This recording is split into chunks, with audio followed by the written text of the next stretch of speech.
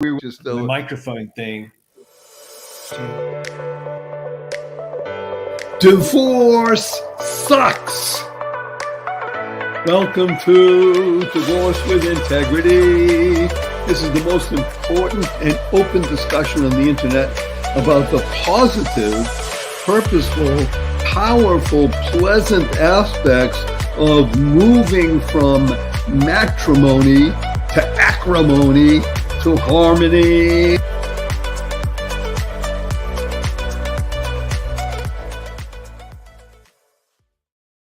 Good day, beautiful, bountiful, beloved, immortal beings, and good-looking people. Remember, you're good-looking because you're always looking for and finding the good. Now, how do we make the categorical statement that all the thousands, tens of thousands of people that have tuned into Divorce with Integrity are all good-looking? Because by definition, if you conscientiously and consciously tuned into this show where we speak about the most interesting part of the human condition, and that is going from matrimony into acrimony and then to harmony, we call it divorce with integrity. It means you're always looking for and finding the good in life. And that's really what this journey is about. Looking for and finding the good in life, no matter the circumstances. And let's be blunt, divorce is one of those circumstances that doesn't happen in a vacuum. And yet the process that is entailed often leads to a greater resolution in the individual. And that is because integrity becomes the goal. Now, if integrity is not the goal, then of course, what will be left is a shattered life. But if your goal is to live with integrity, both for yourself, your former spouse, and the progeny that you have, then life becomes better because of the process that really was, we'll call it a birthing process. And I'm very happy to share with you today my regular colleague and our ringer, our special colleague who comes all the way to us from down under. And for those of you who don't know what down under means, it means Australia, because it's down there compared to where we are in North America, which we call up here. But then again, when they're down there, they call that up here or up yours. But anyway, that was a joke, by the way. Was that funny? I thought that was pretty funny. So I'm going to introduce, of course, the one who's laughing in the right-hand corner, Esty Star. Yes, she is one of the stars of the show because she is the one who inspired the name Divorce with Integrity. When she and I were having a discussion, I interviewed her on my show, and we were talking about this process that she was involved with, and that she was looking for being divorced and living with integrity. And I said, that is important because it is, for good or ill in today's environment, the counterpoint to another show that Lori and I, Lori is in the lower right-hand corner, are on a regular basis, and that's called Marriage with Joy. So Marriage with Joy and Divorce with Integrity are bookends. They actually can live together. There is such a thing called marriage with joy. There is such a thing called divorce with integrity. And we're very happy to introduce to you the person who's actually the one who enables wonderful Esty to live with divorce with integrity. And his first name is Rory, R-O-R-Y. Now, Rory is a great name. I wouldn't say it's an Australian name, but then again, I am going to say it's an Australian outback name. He's British. He's British. Can I introduce Rory, please? I need to interrupt you because Rory is the reason this show exists. Right. Rory is the reason that Esty is living in integrity through the divorce process. So welcome, wonderful Rory. And by the way, Australia is not just a country, it's a continent. What part of the continent are you on? Are you in Melbourne? Are you in Sydney? Are you in Perth? I'm very close to Byron Bay, which is a very long way from my hometown of London. So I'm from the United Kingdom, and I've been in Australia now for 3 years. Oh, and that's why you don't have the funny accent. You still have a British accent. That's why I still sound like, however you want to proper Englishman. Proper Englishman. Right, but you do barbecue on Sundays now. I do barbecue on Sundays, yes. And right, because it is the national religion. On Christmas Day, yeah. No, and you still do Boxing Day. Very much. Yeah, absolutely. I think the whole of America should take on that Christmas Day and Boxing Day are two holidays that follow each other, and they're going to work on December the 26th should be banned. Well, actually, you should know that in the United States of America, I don't think there are more than 13 people that go to work on December 26th. Yes, a lot of people actually go to their job, maybe, but nobody's working on December 26th. Now, it is important, by the way, for those people who are not in the know. When you hear the word or the term Boxing Day, you might think it has to do with pugilism. Well, it's actually just the opposite. Yeah, for those of you who have a querulous look on their faces, like Esty. So Boxing Day is the following. Christmas Day is a day of gift giving, of abundance, overflowing tables of food, and all kinds of wonderful things. So in England, let's say 100 plus years ago, I think or 150, when the tradition began, people would pack up leftovers and excess, box it, as it were, am I right, Rory? And bring it to people who are in need. In other words, Boxing Day is what we'll call gift-giving day of the highest order. Fair enough? Yep, exactly. And more's the pity that it's not an American tradition. And I will tell you, interestingly enough, one of the reasons this is not the reason for Divorce with Integrity right now. This is not a discussion of history, but it is good to know. One of the reasons that Boxing Day is not an American tradition is because the founders who came to the United States of America, mostly in New England, they were Puritans, Pilgrims, people of that ilk. They were actually trying to do things that were not part of English tradition. Anything that had to do with English tradition, they said, we don't want any part of it. We wanted to leave because they were persecuted in England. Now, Boxing Day per se didn't come into real practice until I think the 19th century or maybe late 18th century and such like that. But anything that had to do with England was definitely not looked upon as favorably in the United States. And that's just a cultural thing. But in terms of giving, it is, in fact, the national tradition of the United States that people in America are big givers, huge givers. Matter of fact, more money is given by Americans than any other country in the world. We are the dominant country when it comes to giving voluntarily, interestingly enough, as opposed to government imposed giving, which is called taxation. We won't go there. Yeah, I'm showing my libertarian streak. We're going to talk about Divorce with Integrity now. And the title of this month's Divorce with Integrity came from about, I'd say, 76, 77 emails. And each one of these emails was rather long. I won't go into what I do. I have to read long emails oftentimes, a page, 2 pages. And then the overarching question in almost all of these emails was, what now? Meaning, what next? Like, he did this, she did this. And you know what they're asking for now? I mean, I'm using the voice that was sort of highlighted. What now? You never know. I thought it was all cleaned up, and now what do they want? So that's the overarching idea of today's show. And what I'd like to do, with your permission, Lori and Esty, is put Rory in the hot seat. But he's good at it. I can see he's nonplussed. He's British. He doesn't even blink his eyes. Rory, I'm going to ask a very personal question. If you don't want to answer, it's okay. Are you now married? No, I'm not currently married. Not currently. Were you married? I have been married, yes. How many times? Just once. Just once. So you're divorced. You're a great candidate for being a spokesperson on the show, right? Correct. Okay. Is this one of the reasons that you moved to Australia, was to find a distance between your former mate and now? Or just things happen? No. Okay. So let's put Rory on the spot, since he was the mentor for wonderful Esty and allowed her to move through her process to get to the point where she is today, living in integrity with divorce. And if you'd be so kind, Rory, what is it about divorce that causes this interesting situation, which is not uncommon with almost all people? When it comes to the divorce situation, settlements and such like that, there's always another, like there's a reach of what now, what next? How much more can I take of this? You hear the question? I think we lost your microphone. I do. I There just you go. Okay. think that maybe it would be better if some people had themselves on mute, because I feel like there's some echo going on, but that's just me. No, you're speaking nicely now. But I don't hear the echo. That's good. Okay, great. I hate to do this, but I was so mindful of the echo for a moment. Can you summarize your question in a moment? Because you Yes. said a lot. I just would love a summary. Good.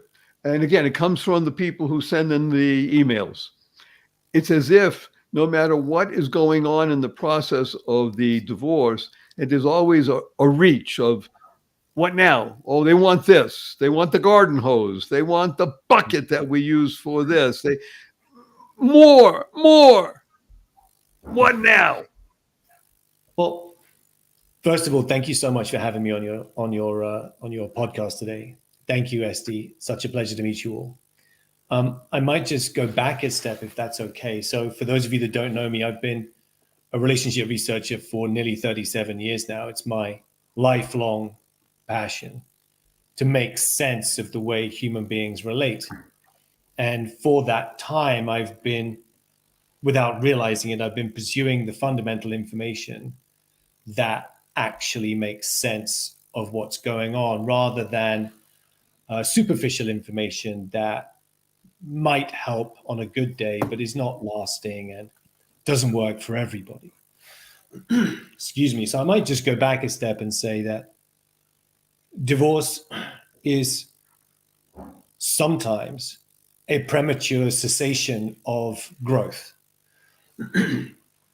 So for some people, they pull the chute on their parachute, if that's a good metaphor, prematurely. And that actually there's some more growth that my interpretation is that the soul has planned for you. And if you do this premature cessation of this challenging chapter of your life, you're going to go through it with the next person. Because my bigger context for relationship is, for me, the bigger context of life itself, which is that the prime directive of life itself is maturation. It's growth. Whether you're a tree or whatever living creature, or perhaps even the universe itself, that the prime directive of life itself is maturation. It's to grow. And unfortunately, it appears that in this universe, the chosen medium for growth is challenge, struggle, breakdown. So the first thing I'd like to just say, if this helps anyone, is that for some people, divorce is a premature cessation of growth.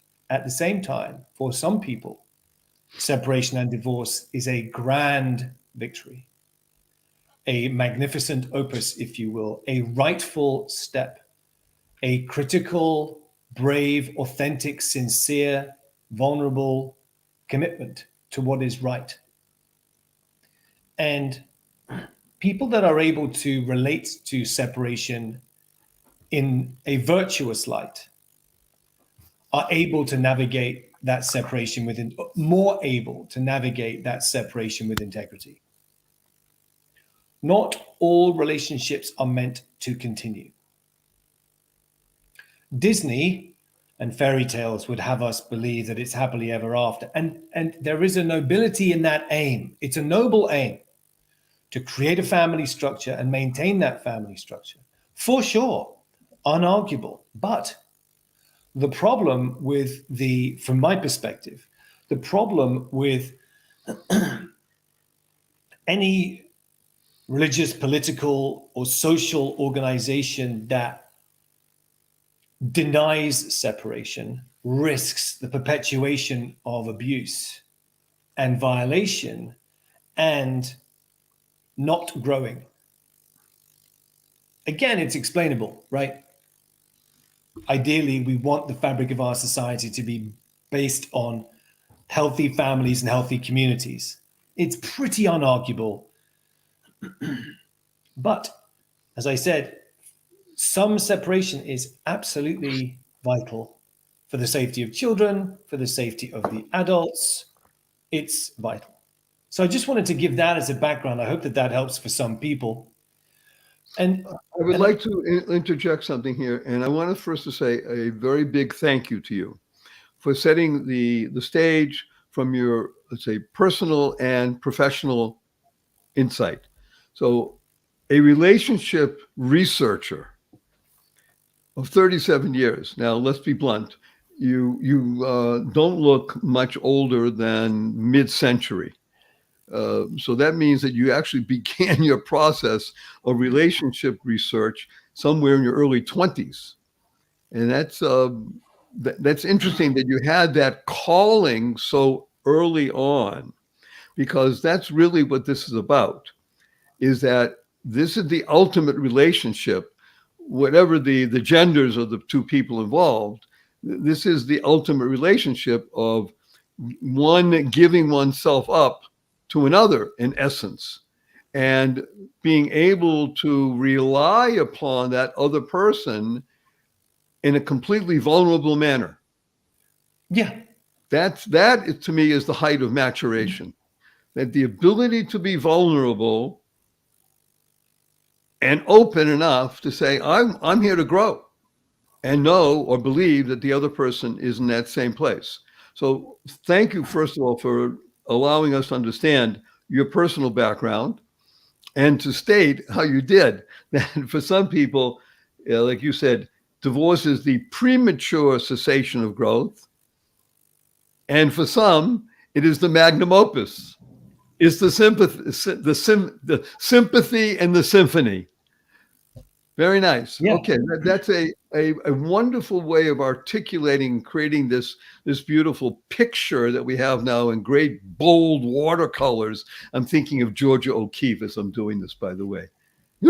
Just big canvas and beautiful bold colors and such like that. So I would like to, with your permission, I'd like to have somewhat of a dialogue now with you, Esty, and Rory, not to exclude wonderful Lori and myself, but just the two of you, because you were involved together, transcontinental, transglobal discussion of helping you move through into your grand opus, as it were. And if you be kind enough to just, Esty, tell everybody how it is that you found Rory, because you didn't go through what do you call it, a phone book in the west side of Los Angeles and found a guy from England living in Australia. So how that happened, and how the process, depending where you come from, evolved to enable you to feel comfortable enough to accept his insights and to use that to go forward. Fair enough? Fair enough. Thank you. So I actually heard of Rory before I met him. My business mentor, business coach, Peter Sage, highly recommends Rory as the top relationship love expert that he knows. And so I'd heard about him before, hadn't met him. And then when I spoke in Krakow, Poland, at the Sage Business School, Rory was there. We met, we spoke, and he was interested in some of the stuff I do with marketing and business development. I was very interested in the stuff that he does with relationships. I'm sorry. So you both met in Krakow, Poland? We met in Krakow first. Well, Yeah. of course. Where else would two people Where else meet? would you meet? Where else? One from Los Angeles, one from Australia, meeting in Krakow, Yeah. Poland, of course. Fascinatingly, my lineage is from a little town called Przemyśl on my dad's side.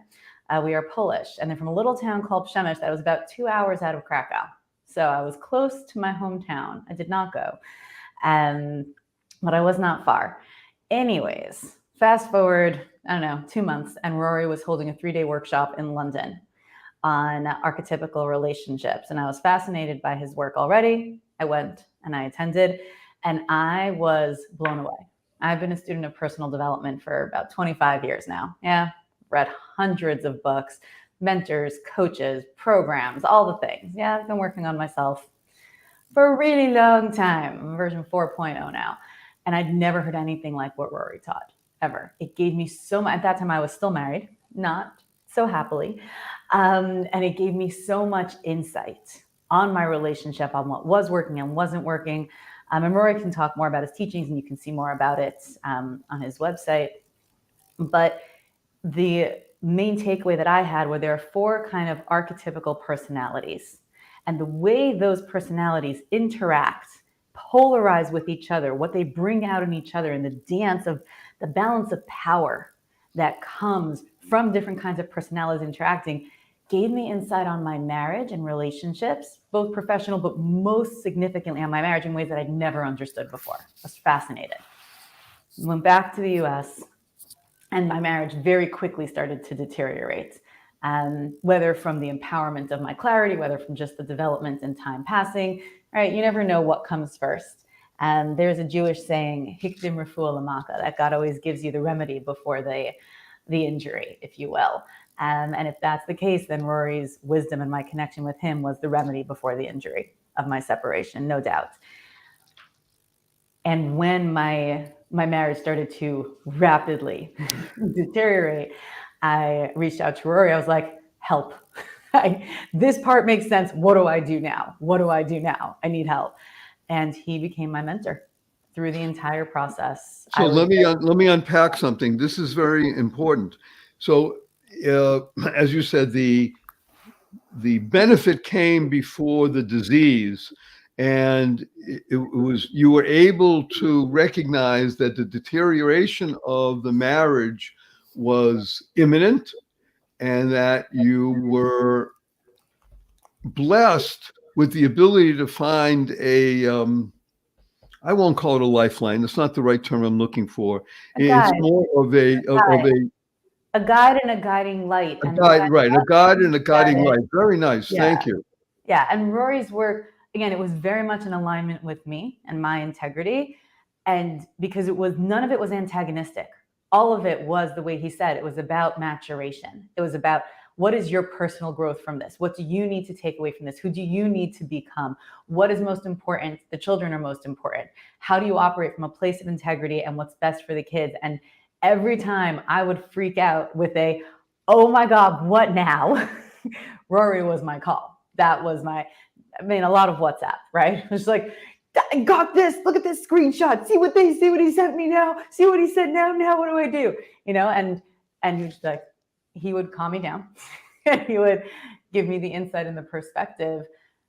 And he is the reason I did my divorce with integrity, because every time I would freak out, and another person or a friend or a colleague would have been like, you know what? F that guy. Yeah, you stick it to him. You did all the things all those years, and he didn't whatever, and he doesn't deserve it, and you should fight. Or we're just like, okay, could you let it go?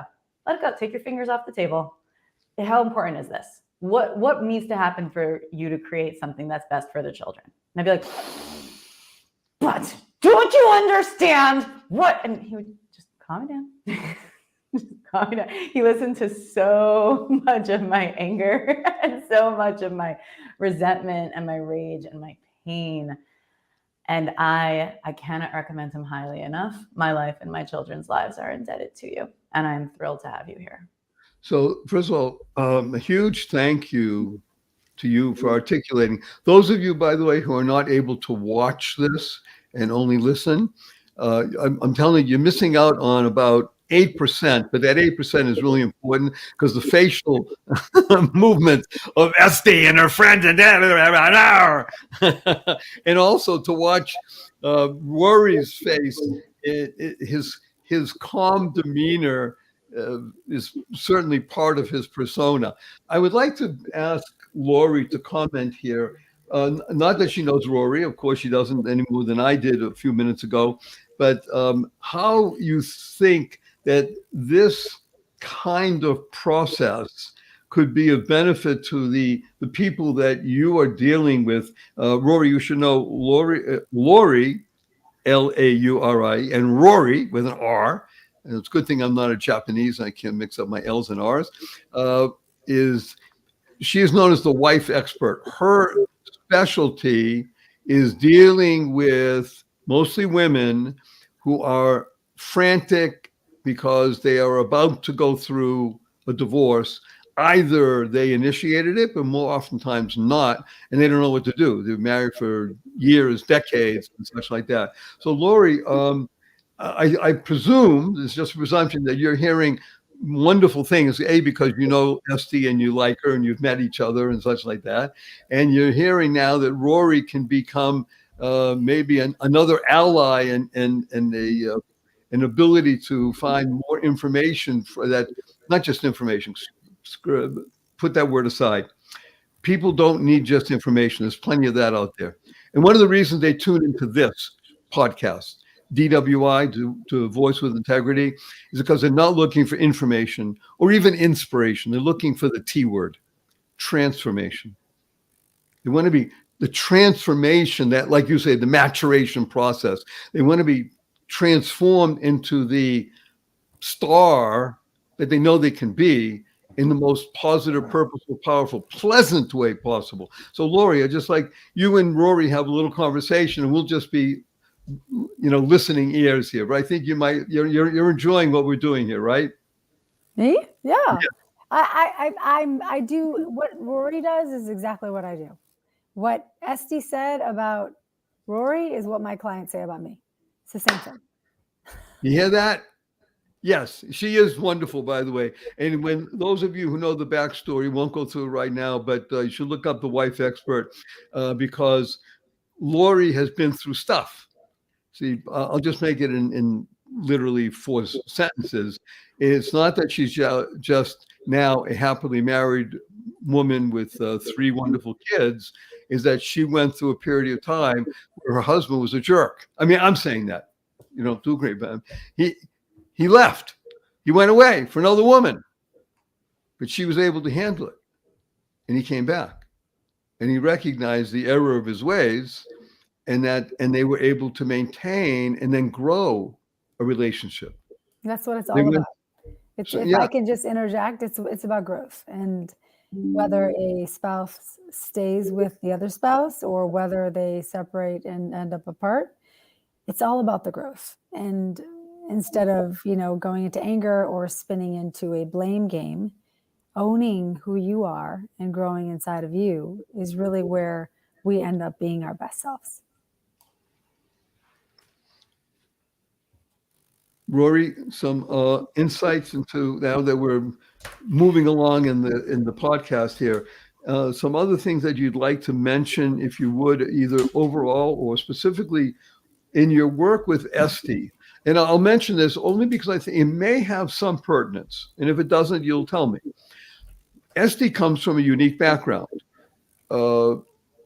Religious, Jewish, Orthodox woman. Notice I said religious and then Orthodox, because not all religious Jews are Orthodox. Okay. But, and that's not part of your tradition, Rory. And yet you recognize that was in some essence beside the point and part of the point, obviously. You can't separate who the being is, and yet the process itself is dealing with, like you said, you're a relationship researcher. It's really about what it means to live with oneself in the highest level of integrity. Am I stating that correctly? And it doesn't matter background. Look,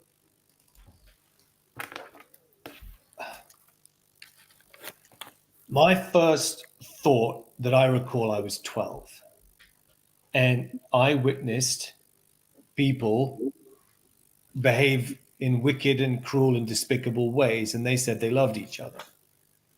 And the 12-year-old me was deeply affected by that. And I literally remember the day. I remember what I was wearing, and I vowed to myself that I would never do that to the person I love. And vow is the right word. And I didn't realize it, but it created this endless fascination and curiosity. So the piece that I wanted to say is that I work with kind, well-meaning, benevolent people. I don't work with people with personality disorders. I don't work with unpleasant people. They're not a mystery to me, in the sense that unpleasant people are unpleasant. Like, that's not complicated. What's fascinating is how kind, well-meaning people who want to do right by themselves and all other people they meet today, how do they end up behaving in ways that are completely the opposite of what they stand for to the person that they say they love. Because that's a mystery. Mm-hmm.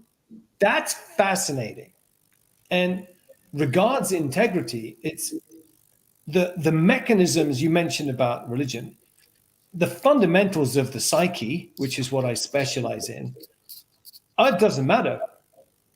Like a doctor doesn't say, the fundamentals of biology don't care about your opinion. They don't care about your religion. They don't care about anything. It's like the fundamentals of biology. The fundamentals of biology doesn't matter whether you're red or blue. It doesn't matter. And in a similar way, the fundamentals of the psyche don't care either. So what Laurie's pointing to, which I loved everything he said, by the way, is that the thing that I would add is, pointing to what Esty is saying, is that the reality is no matter how much goodwill, intention, and well-meaning you have, part of the nature of the stickiness of the way I understand human interaction is it becomes, for a lot of people, impossible to remain well-intentioned. It's that sticky. So the point is, and what Laurie's pointing to is, I don't recommend anybody go through divorce or separation of a very committed relationship alone. Because what Esty was pointing to was, because of course Esty is very well-meaning and only wants to do right, but people behave in ways that are unbearably weird, off, crazy, irritating. Like people do the thing that, so one of the things I teach my clients in is it's like, what fingers do you have on the table? And the old like whack-a-mole game or whack-a-hippo game in the fairground? It's like your fingers on the table, what you're attached to, and your partner, life basically, but your partner's going to bash every finger and thumb that you've got on the table. So whatever you're attached to, that's going to be your weakness. And when people are in full oppositionality, it's very, very difficult for even well-intentioned people to not attack the weakness. So I think the key point is, don't try and do this on your own. And definitely don't take advice from friends or family that buy into your story and buy into the story that this person is wrong. And what is so remarkable about Esty was she was coachable. In the face of no agreement, in the affect of really gritty, graty, annoying behavior, she was able to breathe and stabilize and then take the rightful action. And one of the key points for me is like, you've got to look yourself in the mirror. Remember that. And it's just not always easy. And I think that people, if I could have it, I mean, if you don't know the horror stories of divorce courts and what divorce lawyers are capable of, it's worth reading up on. It is horrific. Horrific. What supposedly kind, well-meaning, intentioned people are capable of doing once they've lost their center. And by the way, let me put you on pause for a moment. And not just these are kind, well-intentioned, loving people. These are the people that were previously married, deeply in love with that other person. And that somehow twisted 180 degrees. 180 degrees, yeah.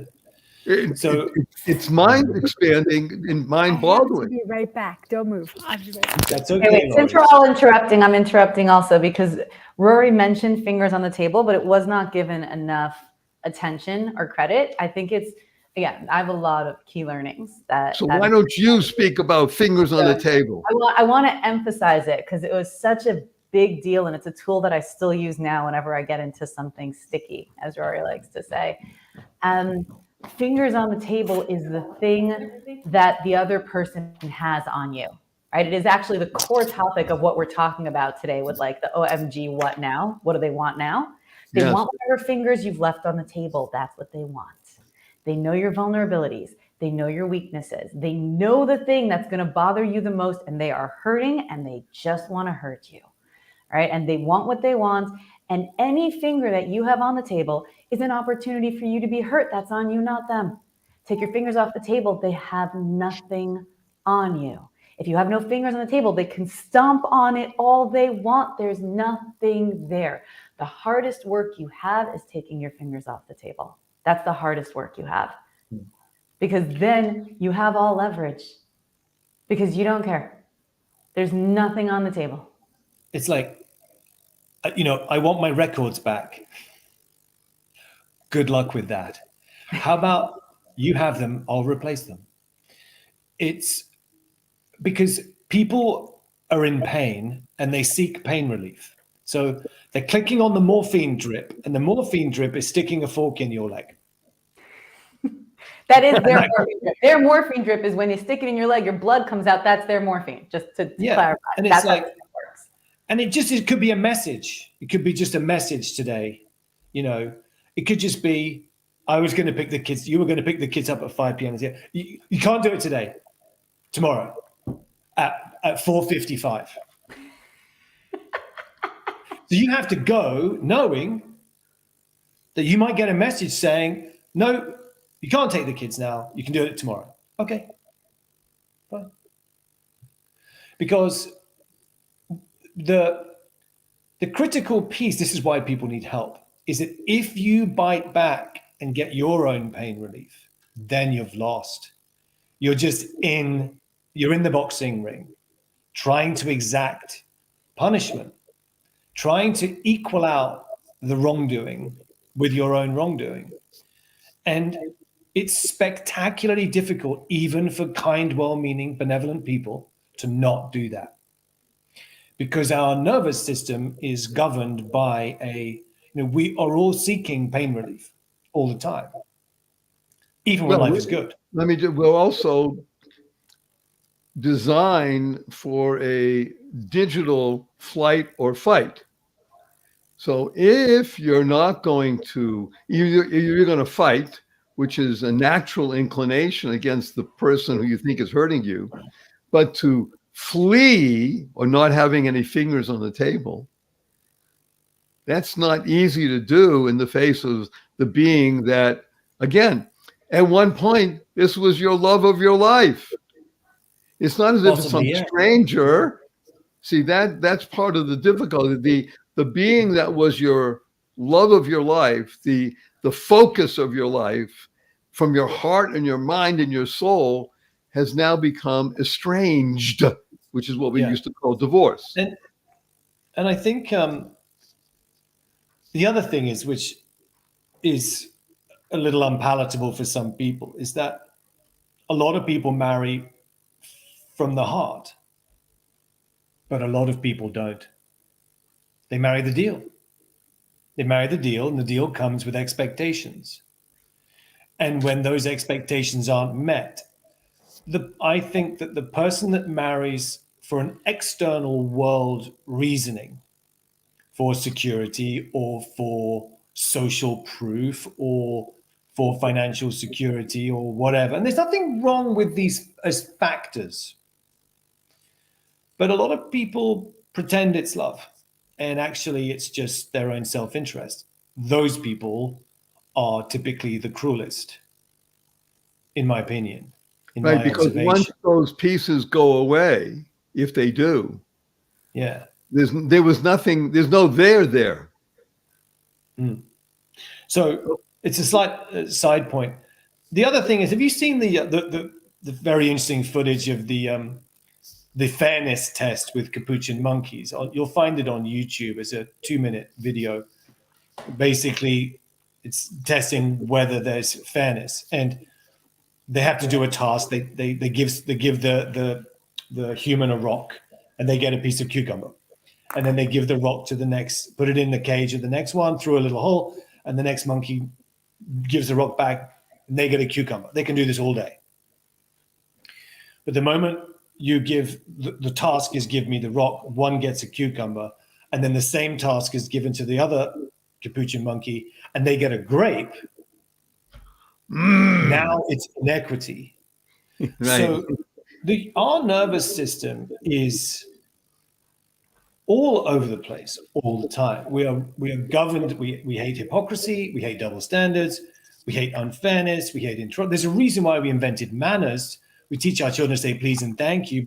It's to regulate nervous system. So one of the things I say regularly in my courses is, you think you're having a relationship with Joanne, but you're not having a relationship with Joanne. You're having a relationship with Joanne's nervous system,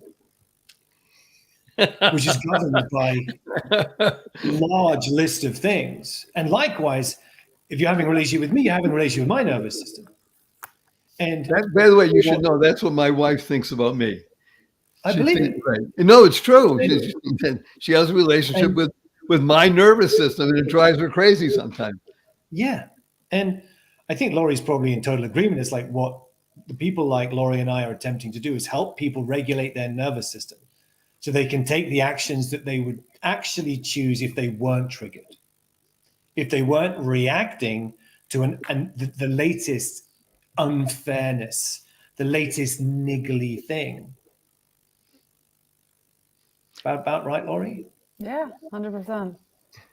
It's hard though, you know, they start digging their own hole, and they get lost in the fact that they want to, I don't want to say get even. I call it the ego and pride syndrome.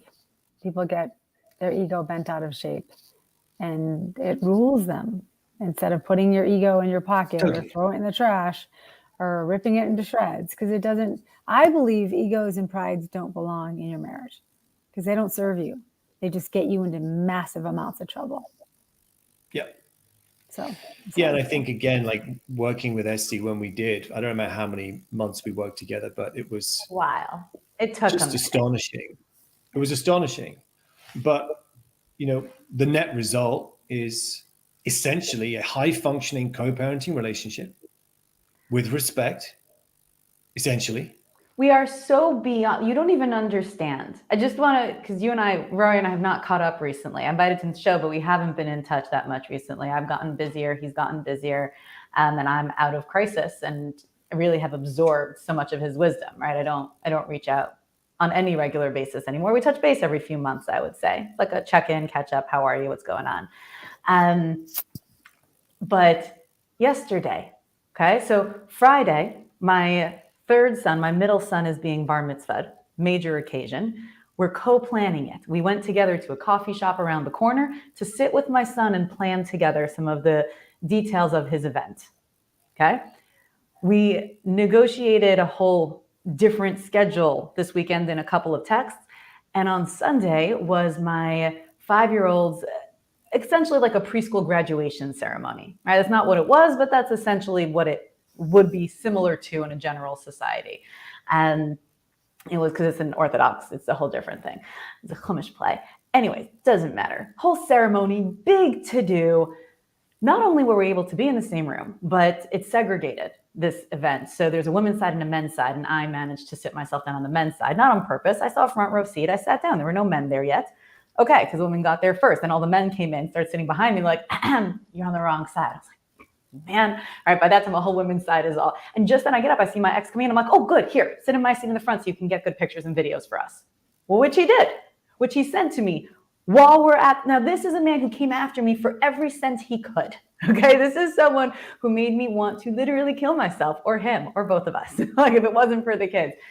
And afterwards, we both sat, right, a few feet away from each other with our child, took pictures of each other with him, walked back to the car together so that our kids felt like they have two parents. I'm sorry, that's not just a regular, respectful co-parenting. I tell them all the time, I'm like, we get an award. We should run co-parenting workshops. Like I cannot imagine a better co-parenting relationship for anyone, But let's be blunt here. This is the process of working with Rory for many, many months. For you, years of growth mentally, physically, spiritually. I mean, you've been yearning for London. This didn't just happen in the course of a few weeks or a few Yeah. months. This Yeah. is the process of not just 2 years, but of longer time, because this is really where you want to be. You want to be in a relationship that is built on integrity, that is built on mutual trust, that is built upon a foundation that shows to the children this is how adults can actually look and work together. Yeah. In a harmonious situation. Yeah. And We brought the kids over last night. Like, I can't even emphasize these details, but I think they're so significant. We did changeover last night because he had to go somewhere Sunday night. Normally the kids would be by him until today. I said, no problem. I'm around. We can work it out. He brings them over. And on the way over, my little one got a nosebleed. So he brings them onto the porch, blood pouring out of his nose onto my porch. I'm like, all right, hang on. I grabbed tissues. And then I brought out, stuff to clean it up. And I'm on the porch. I'm holding the little one's nose and he's mopping up my porch. Like a normal person would do with another normal person, right? Like, we are better co-parents than we were parents, in my opinion, honestly. And that's thanks to this kind of work. And here's the clincher. As wonderful as Esty is, if she hadn't reached out for help and done this on her own, it would have been so sticky and so much jabbing that you have to jab back. Yeah, I don't think we could have gotten here. Right? No, not even think. Let's be definitive. I think you made a statement earlier, Rory, that this is not for the faint of heart, and this is not to be done alone. By the way, that is a prescription for life. Life is not meant to be done alone. Life, business, relationships. Again, but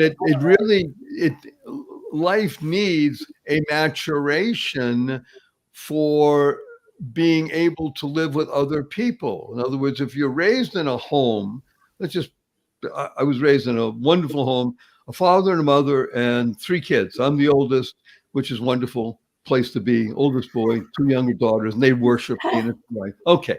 So to be worshipped is very nice. But to grow up in quote, normal circumstances was nice because there's the tensions of interacting with siblings and parents. Okay, that's normal. And you still have to go through stuff. You can't do it alone. The genius of life is that we are social animals. We don't want to say animals. We're social beings. Fine. And to be socialized oftentimes means checking the ego at the door and learning how to be a wonderful, loving, kind human being, and oftentimes using the mind over the heart. Like you said, Rory, people oftentimes get married because the heart leads or they want to make the deal. Well, that you got to look in the mirror. You mentioned that. You talked about boxing before, but the pugilistic time. We started off the show with Boxing Day, which is about giving. So it all depends where you think of boxing. Do you think of boxing in the pugilistic sense? Or do you think of boxing like Boxing Day and in the sense of giving? Well, they both apply to normal life. There are times where people argue and fight. The key to arguing and fighting, from my perspective, as a man married 45 years, is that it allows you to make up. And make up means grow a little bit more. To understand that, something I really didn't, I don't feel good that I yelled at you. It bothers me that I yelled at you. And with my wife holding the frying pan over my head, but okay. The thing that I love what you've said, I want to come back to is back to the giving part. And I think what all of this is pointing to is something that I have been looking at for a very long time, which is essentially, we understand the idea that we live in a growth-centric universe. And that for me, the prime directive of life itself is maturation, which I've said before. But where does maturation lead? And some people espouse the idea of enlightenment and becoming self-aware or whatever. I find that very misleading personally, I don't think that's a universal game. I think some people might choose that as a path. I don't recommend that. I more prefer Jung's idea of individuation. My definition of that is to become your own unique individual with your own self-agency, no longer governed by the threads of your family in the past, capable of partnership and community. But this is a long-winded way of saying what you're touching on in my mind is eldership. That's what you're really saying in my, what I hear you saying is the role of elders is boxing, is giving back, is to assisting the younger members of the village to see the next 2 or 3 steps on their path, to light up the next, not the 12th step ahead, that might not be appropriate, just the next 1, 2, and 3 steps ahead to help people navigate, particularly midlife, to help people navigate early adulthood and midlife in a way that they cannot see. We know from Joseph Campbell's work in The Hero's Journey that the hero's journey is life itself, comprising of 10,000 episodes of acts of heroism and journeys from the known world into the unknown world, but it always has a mentor. And I think that's what you're pointing to, that committed relationship is challenging. Life is challenging. Being a trust fund brat is challenging. Don't recommend it at all. Shortcutting the challenges of becoming your own person financially. But in summary, it's like the modern age has lost ceremony and rites of passage and initiation and the role of elders and helping people. We're all, essentially one person with another person in a box raising kids on our own now. And yeah, I could go on. I'm sure Laurie in particular has got some things to say, but in summary, I'm a big believer in mentoring and eldership and helping the people that are asking with the next steps on their path. Do you see why I love him? Do you see why he changed my life? You see now. You get it. All of you watching and listening, you get it. You spend time with someone like this, you cannot help but become a more centered, grounded, kind, balanced human being. And I want to answer the question that we started with, which is, OMG, what now? What do I do? They're asking for this. Now they want this. And the answer that, Rory, tell me if I've learned correctly, but the answer is return to center. Just return to center. Take your fingers off the table, return to center and respond from there.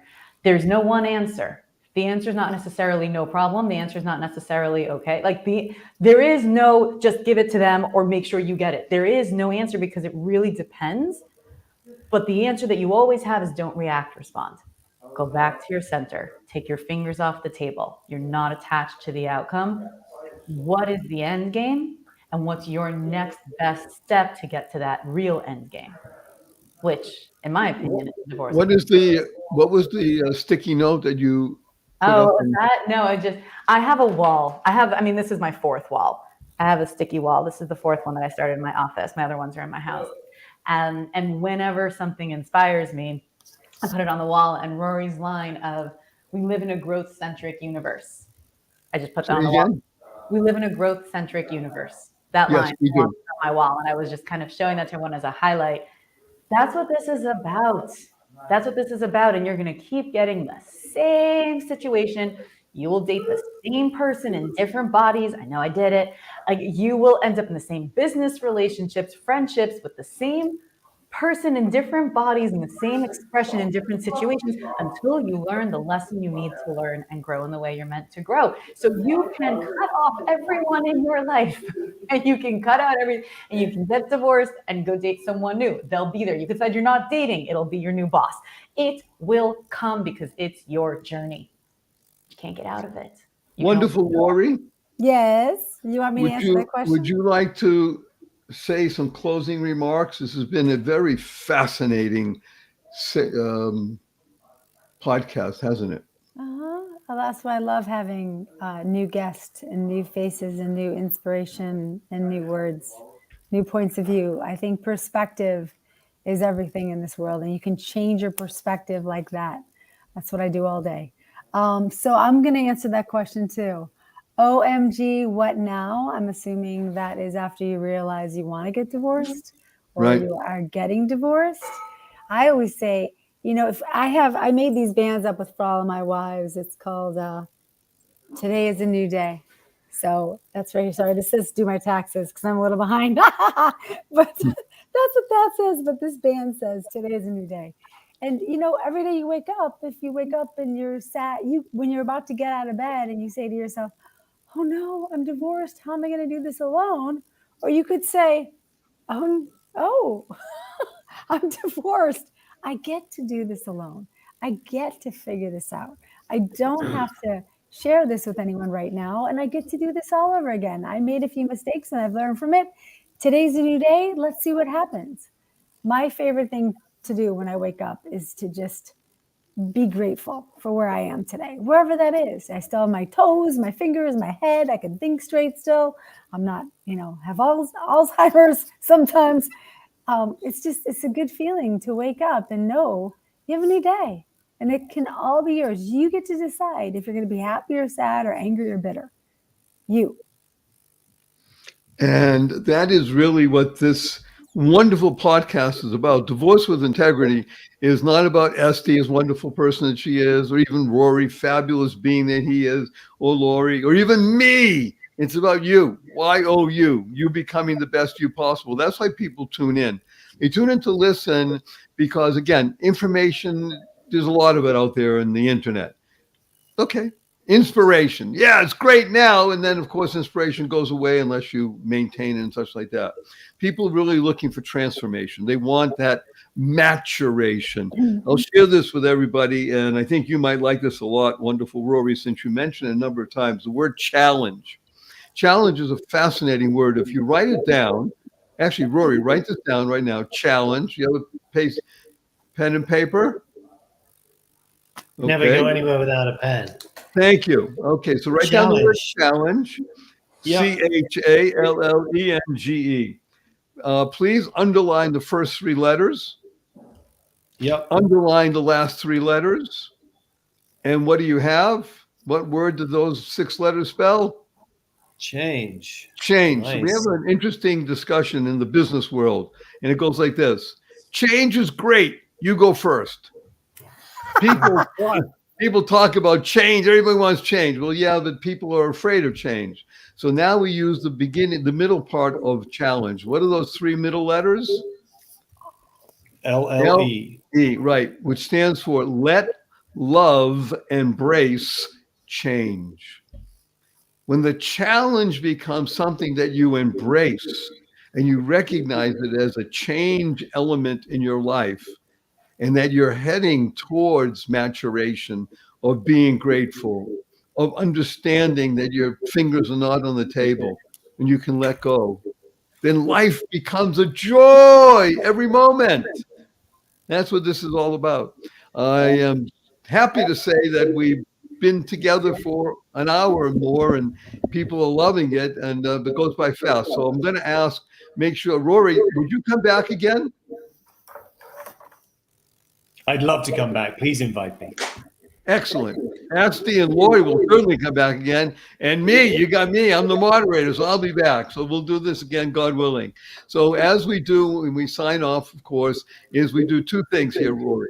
We do a big hug with people around the world, and we give everybody a blessing. So I'll tell you what HUG stands for. HUG stands for heartfelt, unlimited giving. Heartfelt, unlimited giving. On the count of 3, 1, 2, 3.